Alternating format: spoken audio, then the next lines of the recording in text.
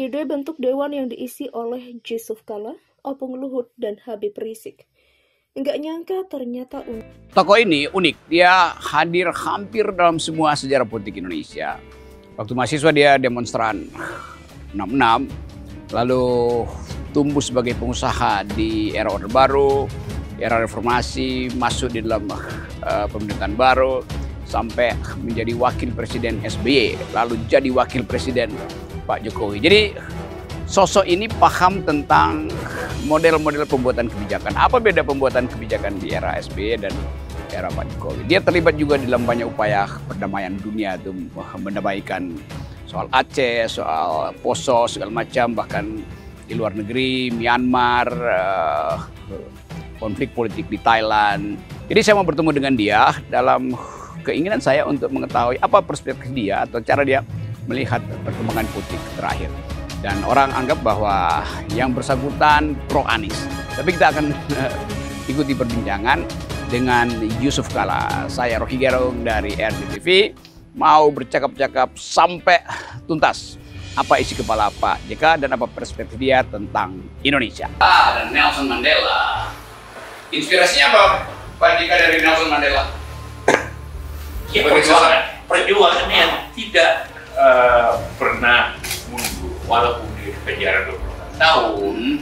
Tapi yang penting selalu dia mengatakan spirit perjuangan dia karena didasari oleh pemikiran, pengalaman ataupun perjuangan Syekh Yusuf Al-Hasan.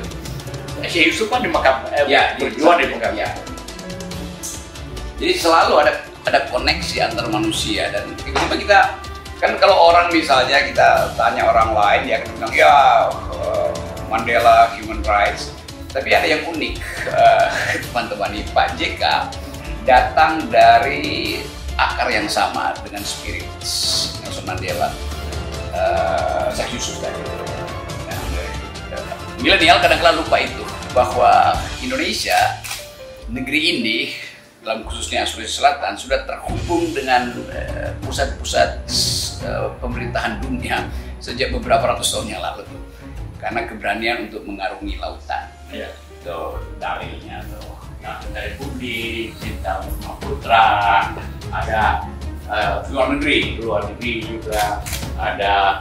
Salah satu bagian unik dari pembicaraan antara Rocky Gerung dan Yusuf Kala ada pada akhir pembicaraan mereka, di mana Rocky mengandaikan situasi politik global dan dalam negeri terjadi carut-marut hingga akhirnya rakyat tak lagi percaya pada Jokowi. Emak-emak akhirnya memutuskan tidak akan peduli apapun yang berbau Jokowi. Orang pergi pada Anies, itu gairah pada Anies Baswedan besar sekali. Jelas Rocky. Lanjut Rocky dalam pengandaiannya tersebut, Jokowi tak akan senang dengan Anies Baswedan mengingat sosok Anies yang dinilai sebagai kebalikan dari gaya memimpinnya. Kondisi tersebut menurut Rocky menjadikan pemilu tak akan berjalan adil sebagaimana seharusnya, plus kondisi global yang tak menentu menghantarkan rakyat tiba pada kesimpulan pemilu mendatang akan berantakan, sehingga perlu ada cara lain dalam menentukan suksesi kepemimpinan. Akhirnya orang tiba pada kesadaran, yaudah kita lakukan suksesi di luar sistem elektoral karena akan berantakan, ungkap Rocky. Rocky menegaskan gambaran kondisi tersebut juga menuntut adanya semacam dewan yang salah satunya diisi oleh JK sendiri. Bahkan ia menuturkan ide out of the box dengan menempatkan Luhut Binsar Panjaitan dan Habib Rizik dalam dewan tersebut. Pembentukan dewan tersebut menurut Rocky bukan makar, tetapi suatu upaya transisi apabila memang kondisi yang tidak diinginkan benar-benar terjadi. Lalu orang menganggap perlu ada dewan atau majelis, lalu diundang Pak JK sebagai salah satu tokoh untuk duduk dalam dewan itu. Dewan transisi bukan makar untuk memprediksi elektoral politik itu gagal. Siapa lagi? Dari dalam kekuasaan ada Pak Luhut, dari Islam diminta Habib Rizik. Demikian jelasnya. Jadi semacam keadaan yang mesti kita bayangkan, kita mesti bersiap di situ juga, karena anything goes. Kita tidak pernah menduga bahwa keadaan itu sesulit hari ini. Apalagi kalau pemerintah mulai nakut-nakutin APBN kita bolong segala macam. Jelas Rocky. Menanggapi paparan Rocky, Yusuf Kala membeberkan sebenarnya Indonesia tidak pernah kekurangan dewan. Menurutnya ada dewan yang sama dengan penjelasan Rocky, yakni Watim Pres. Hanya saja JK juga mengakui itu balik lagi ke presiden karena sistem di Indonesia adalah presidensial. Kita Kita bikin rekomendasi ya dibaca pun saya nggak tahu dibaca atau tidak karena kita presidential. You tak bisa jatuhkan, berbeda dengan Inggris atau Malaysia, kita bisa secara legal tak bisa. Jelas Yusuf Kala. Jika pun meyakinkan Rocky bahwa gambaran krisis yang begitu suram tak akan terjadi dalam waktu dekat di Indonesia, sehingga apa yang pihak istana sering katakan soal tahun depan gelap sebagaimana Jokowi sampaikan atau badai yang disinggung Luhut, terkesan hanya menakut-nakuti.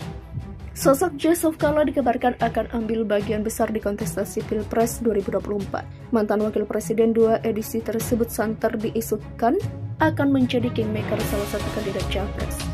Sosok yang dikabarkan tersebut adalah ex-gubernur DKI Jakarta Anies Baswedan yang telah menyatakan siap maju memperebutkan kursi RI 1 di 2024 nanti. Mengenai kabar tersebut, Yusuf Kala yang didatangi oleh pengamat politik nyentrik Rocky Gerung beberkan mengenai kedekatannya dengan Anies. Saya dekat dengan Anies karena dia dulu rektor Paramadina, saya pembina yayasan, dan tiap Jumat saya makan sama-sama. Kita berdiskusi, saya berikan mereka wawasan, ujar Yusuf Kala.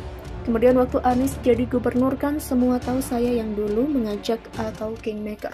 Tambah JK, tak hanya Anies, JK juga mantan Ketua Umum Golkar membeberkan dirinya juga dekat dengan Airlangga Hartarto yang merupakan Ketua Umum Golkar saat ini dan dikabarkan juga akan maju di Pilpres 2024, pun demikian dengan Prabowo Subianto yang menurutnya juga kerap bertemu.